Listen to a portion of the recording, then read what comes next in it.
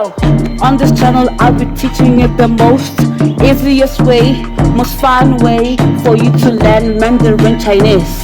Yeah, now, let's start learning. Buckle up.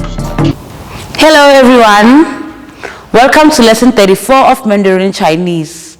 Today we continue learning about the buildings. A mansion is called 大厦.